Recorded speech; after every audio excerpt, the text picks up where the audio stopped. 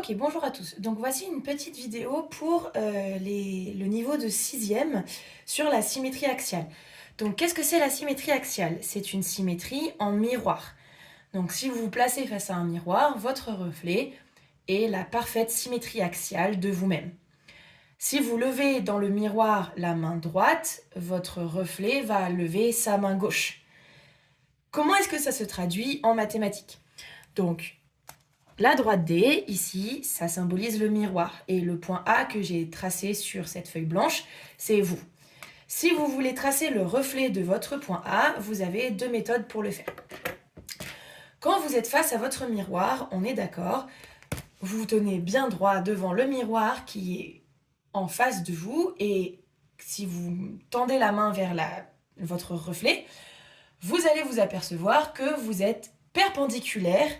Votre reflet est perpendiculaire à vous-même. Donc la première méthode, c'est de tracer la perpendiculaire à la droite D passant par A.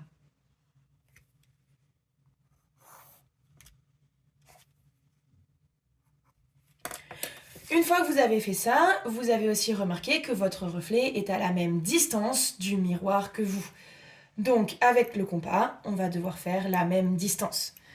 Vous allez planter le compas sur l'intersection que la perpendiculaire a créée avec l'axe de symétrie.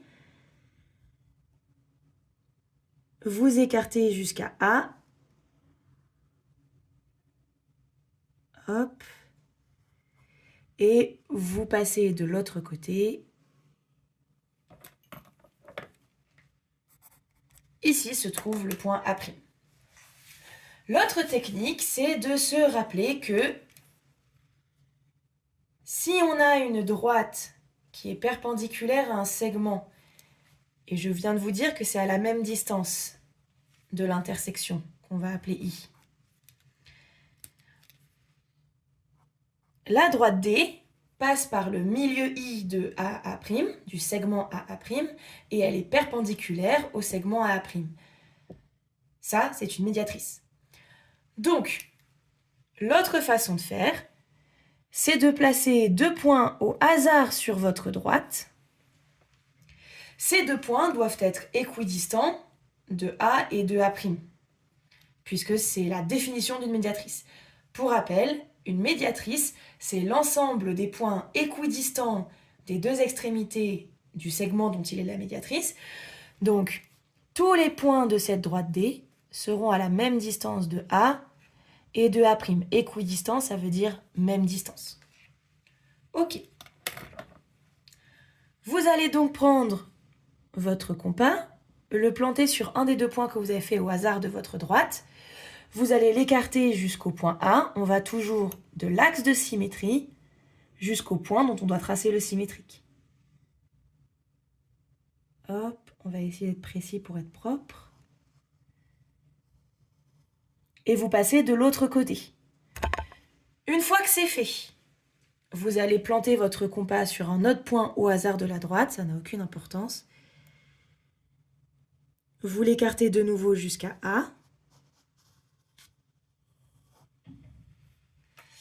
Dans les deux cas, dans les deux méthodes, on trouve le point A' exactement au même endroit. Donc ici on a le point A'. On a tracé un premier triangle isocèle, un deuxième triangle isocèle. À l'intersection de ces deux triangles isocèles se trouve l'extrémité du segment. Donc, je répète, la première méthode, vous tracez la perpendiculaire à D passant par A, puis avec le compas, vous plantez sur l'intersection que vous venez de créer, vous écartez jusqu'à A et vous reportez de l'autre côté de la droite, ça vous donnera le symétrique. Deuxième façon de faire, deuxième méthode, vous placez deux points au hasard sur la droite, vous plantez le compas sur le premier point, on écarte jusqu'à A, on fait un arc de cercle de l'autre côté de la droite, on plante le compas sur l'autre point, on écarte jusqu'à A, on fait un deuxième arc de cercle qui dépasse de l'autre côté de la droite et à l'intersection, vous avez le point A'. Ok, maintenant on va faire des symétriques de figure pour vous donner plusieurs exemples. Donc, si jamais on vous donne des carreaux, donc je vais prendre des carreaux. Si jamais on vous donne des carreaux, pour vous, ça va être un peu plus simple. Donc, je vais vous faire 2 exemples. Supposons que ça, ce soit mon axe de symétrie.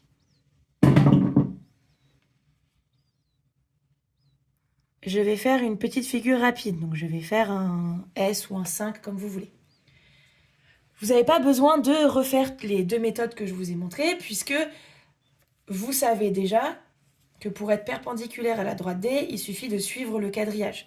Vous devez juste être à la même distance, donc vous allez compter les carreaux. Ce point-là, je dois aller en face bien perpendiculairement et à la même distance, donc je vais être ici. Ce point-là est un point plus loin, tac. Ce point-là, il est en face, ce point-là, il est ici. Attention, on relie à 2 carreaux, donc je dois relier à 2 carreaux de la droite. Quand vous avez fini de tracer votre symétrique, vous avez donc un 2. D'accord? Puisque le symétrique de 5, c'est 2. Si jamais on vous donne un axe de symétrie qui suit la diagonale de vos carreaux,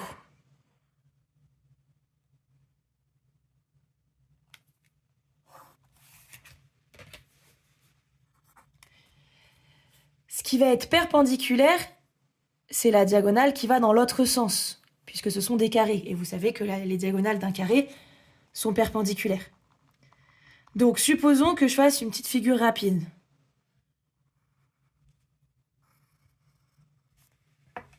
Si je veux faire le symétrique de cette figure, ce point-ci, je vais l'appeler A.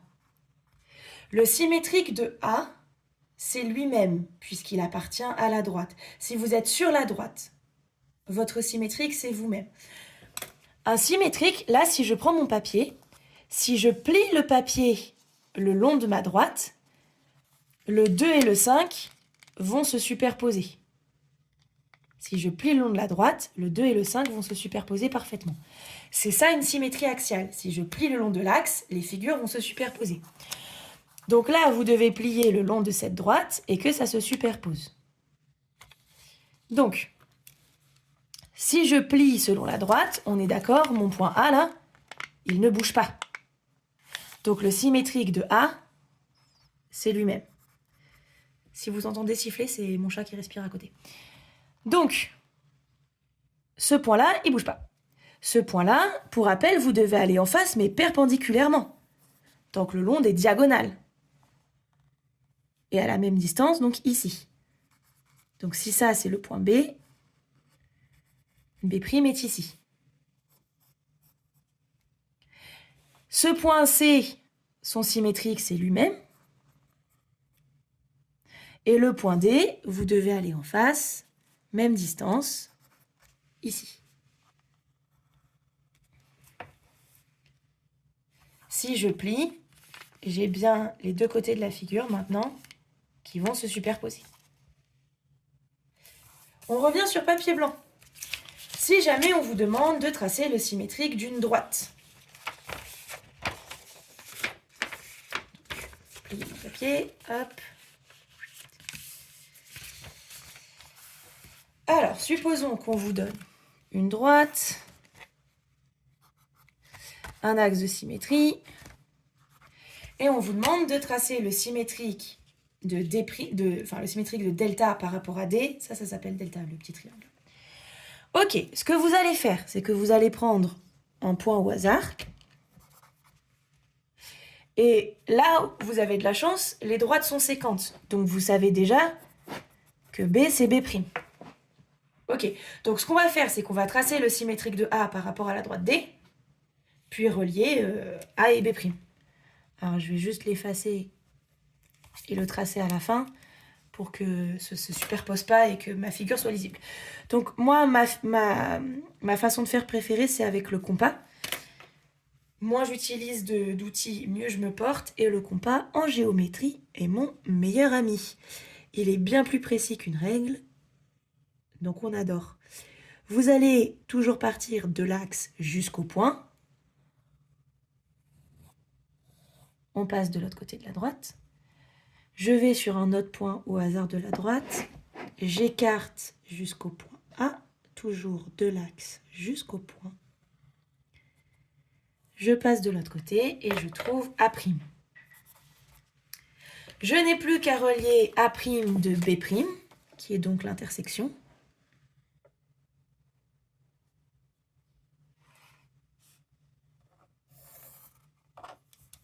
Alors, si vous, votre règle ne se soulève pas, c'est encore mieux. Hop. Voilà. Et vous obtenez delta'.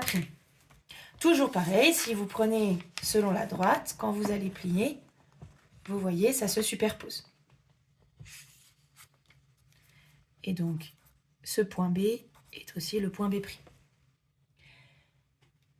Dernière chose, donc, comme vous le savez, alors si vous ne le savez pas, je vais vous le répéter, la symétrie axiale, ça conserve les angles et les longueurs. Donc, on va vous demander aussi souvent de faire le symétrique d'une figure. Donc, je vais prendre des points au hasard. Hop. Hop. Donc, je vais avoir besoin de mon compas. Vous allez comprendre pourquoi. Hop. Donc là, je vais vous faire le tracé un petit peu, si vous voulez, de la figure finale, le boss de fin, avec toutes les propriétés d'un coup, comme ça, c'est fait. Ok, donc j'ai eu besoin de mon compas pour la simple et bonne raison que je voulais que AB soit égal à AC, puisqu'on va s'en servir pour énoncer la propriété du cours. Alors, je vais relier. Donc, hop.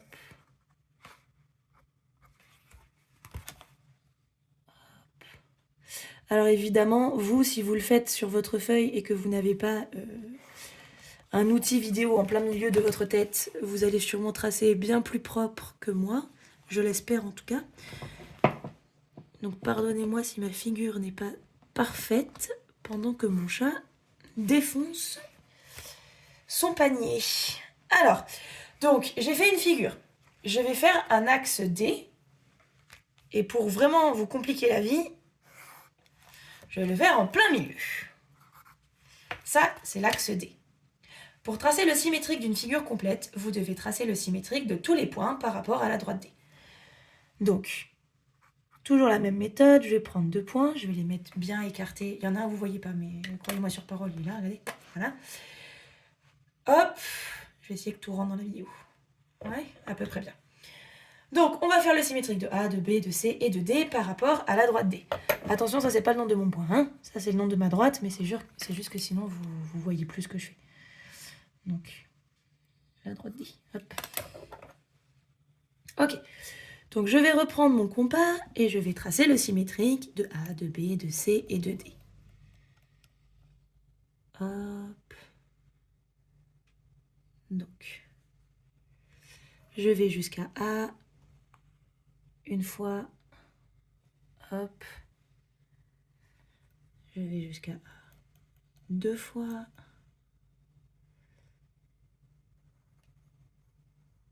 Hop.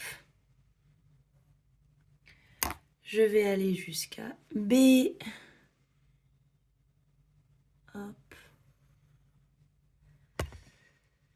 En évitant de tout faire tomber si possible. Mais mon compas est grand. Hop. J'écarte jusqu'à B. Voilà. Je fais la même chose pour le point C. Zoup. Hop.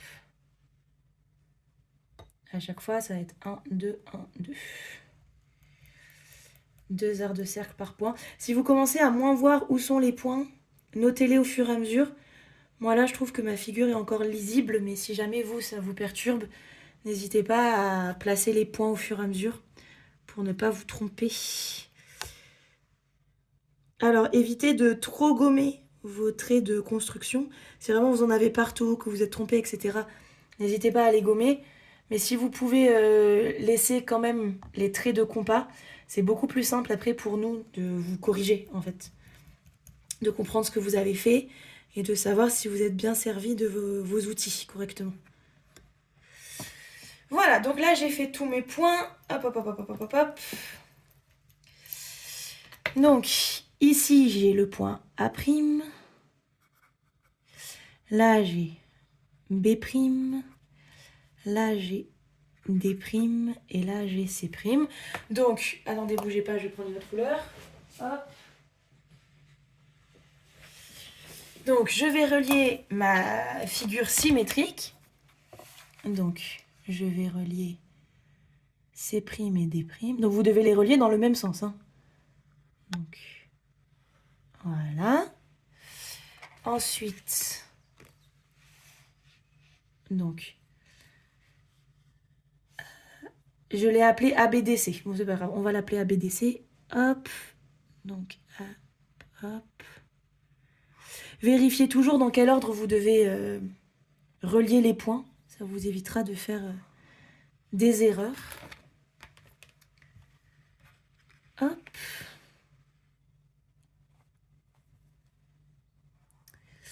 Voilà, donc potentiellement vous avez une figure encore plus précise que la mienne. Vous voyez, les deux figures se superposent. Aucun problème quand je vais plier la feuille selon l'axe de symétrie. N'ayez pas peur de faire ça en contrôle d'ailleurs. Hein. Si jamais vous voulez prendre votre sujet et vérifier que quand vous pliez, ça a une bonne tête, ça a l'air de bien se plier l'un sur l'autre, c'est un bon moyen de vérifier que vous ne faites pas n'importe quoi. Hein. Et donc, comment est-ce que je peux coder ma figure bleue ? La symétrie axiale conserve les angles et les longueurs. Donc j'avais AC équivalait BC. Donc j'ai A'C' qui vaut A'B'. Donc ça, c'est la version finale de la construction d'une figure sur papier blanc. La dernière partie de la vidéo, ça va être les axes de symétrie de figures existantes. Donc, l'axe de symétrie le plus courant, ça va être la médiatrice. Voilà. Donc, je vais retourner ma feuille. On va faire des axes de symétrie. Si je vous donne un segment, hop, on va le faire complètement au hasard. Ça vous permettra aussi de revoir comment on trace une médiatrice. L'axe de symétrie d'un segment, c'est sa médiatrice. Donc, on prend son compas, parce que votre compas en géométrie est votre meilleur ami. Vous prenez votre compas, vous l'écartez de au moins la moitié du segment. Si ça vous perd, si vous ne savez pas où est la moitié, vous pouvez écarter de tout le segment. Comme ça, au moins, vous ne vous tromperez jamais. Et donc, on fait un bel art de cercle depuis B. Toujours pareil, sans dégommer le setup. Voilà. Et vous allez me faire le même art de cercle avec le même écart. Vous ne touchez à rien au niveau du compas. Même écartement. Vous vous placez sur A. Hop. Et voilà, comme ça, c'est rapide, c'est facile. On n'a pas besoin de s'embêter. On relie les deux intersections et on a une splendide médiatrice et axe de symétrie du segment AB. Les médiatrices sont aussi les axes de symétrie, par exemple des rectangles. Voilà.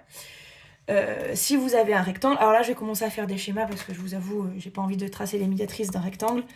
La vidéo commence à être assez longue comme ça et je suppose que vous en avez marre de me voir tracer des choses. Donc, si je vous fais un rectangle, hop, très beau schéma d'un très beau rectangle. Voilà, c'est un rectangle creux bas. On est d'accord, le réflexe de certains élèves, c'est de me dire que les diagonales sont des axes de symétrie. Mais si je fais la diagonale et que j'essaye de plier selon la diagonale, alors, on est d'accord, le sommet là-haut, il se plie sur rien. Et ce sommet-là, il se plie sur rien. Donc, mauvais axe de symétrie.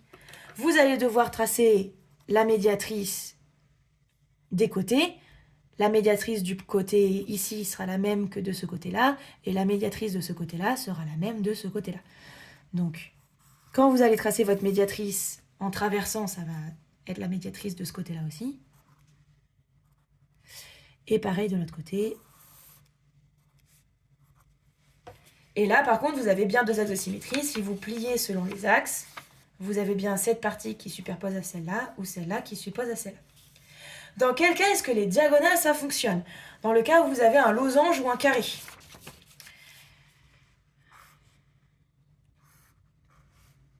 Donc, le carré, lui, il a tous les axes de symétrie qu'il veut. C'est-à-dire que les médiatrices, ça marche puisque le carré est un rectangle. Et les diagonales, ça marche aussi puisque c'est un losange. Et pour les losanges, c'est simple à voir puisque pour tracer un losange d'une manière facile, on va le faire là. Ça, en fait, ce que j'ai fait là, ma médiatrice, c'est un losange. Si vous reliez là pour avoir un losange, hop, je vais le faire assez vite fait. Tchouk, tchouk, tchouk, tchouk. Ah là là. Tchouk, tchouk, tchouk, tchouk. Très souvent, pour tracer un losange, surtout sur papier blanc, le plus simple, c'est de faire les diagonales et ensuite de relier. Voilà. Donc là, vous avez un losange. Si je plie selon cet axe, on a bien A et B qui vont se superposer. Si vous pliez, donc si j'appelle ça C et D, hop. Donc, on a toujours AD, BC ici. Si vous pliez selon cet axe-là, donc la diagonale AB, vous avez bien C et D qui vont se superposer. Donc, à part pour les losanges et pour les carrés, les diagonales, vous oubliez. Vraiment, les diagonales, c'est que pour les losanges et les carrés. Les autres figures usuelles, ce sera, donc en particulier, on va surtout vous parler des rectangles et des segments, ce sera les médiatrices. Et c'est tout ce qu'il faut savoir pour ce chapitre.